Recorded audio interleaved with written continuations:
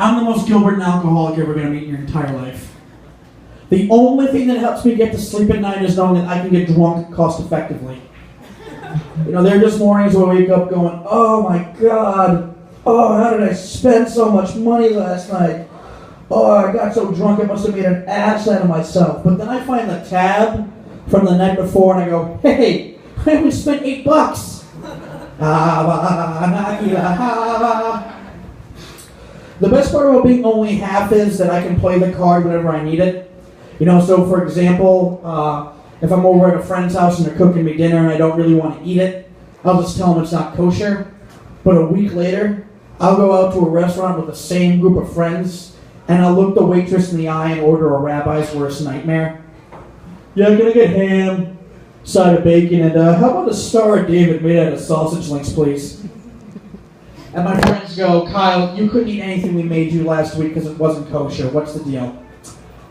Guys, let me tell you something. My juice slips out every once in a while. And there are a couple of telltale signs. You know, number one, I have a sudden urge to practice law.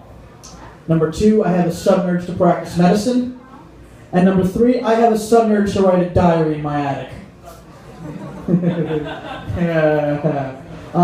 So, you know, it's not all great with the genetic background that I got. You know, being Irish-Russian has made the sun my mortal enemy.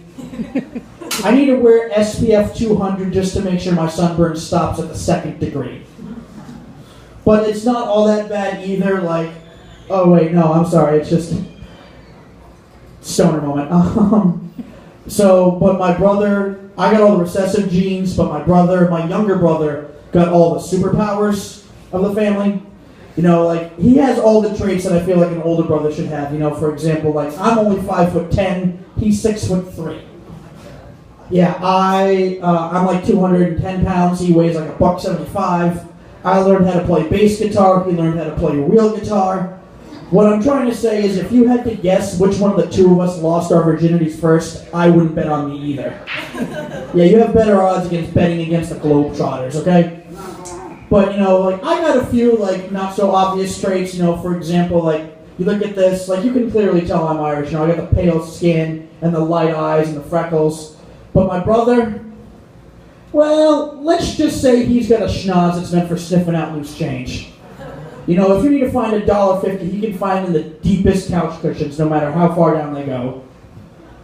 So, I actually had to look at him one time. We were smoking a blunt, and I looked at him and I said, Ryan, you gotta let me know, like, what's it like really being the only one in the family that got the nose?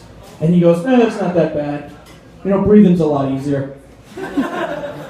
But the only thing is every now and again, I just burn my nose when I'm lighting a blunt. It's the only thing about weed I don't like. And I looked at him and I went, wait, you're putting weed in these? Dad told me we were supposed to stuff them with oregano. So, I'm a pretty big video game player. Love my video games. Anybody else here like to play video games? So, everybody else here is getting laid on a regular basis is what I'm gathering. So, all my friends and I like to play video games.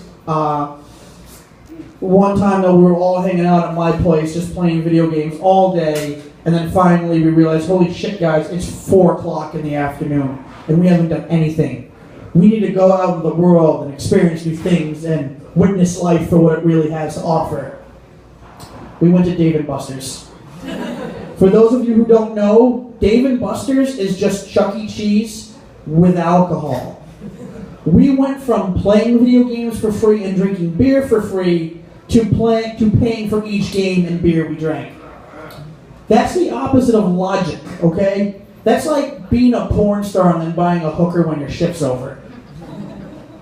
But the thing is, though, I play violent video games, like the super violent ones, and that just has me worried because like, I'm just about to turn 27. Like, at some point, I'm going to want to have kids, you know?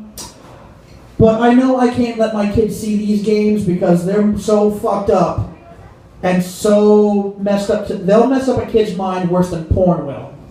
In fact, I'm probably going to need to hide my video games from my kid the same way my dad hid his porn from me. I just hope I have enough sense not to keep it in the same drawer where we keep the printer paper. I use them as a stress relief, though. That's the main reason why I play them. And it's just, what am I supposed to do, though, if the kid's mom comes home and sees me yelling at the TV screen because some 9-year-old's kicking my ass at Mortal Kombat? Oh, yeah, no, honey, don't worry about it. I got him upstairs watching porn, it's fine. Well, I figured it'd be more educational for him. I mean, all this is going to do is teach him how to rip someone's spine out. Porn will at least teach him where to put his pee-pee when the time comes. And above all, he's going to learn the most important lesson ever. The best form of contraception is a woman's face. I'm going to leave you on that one. Giving it back over to Kenny, Jason Voorhees, whatever the fuck he's calling himself today.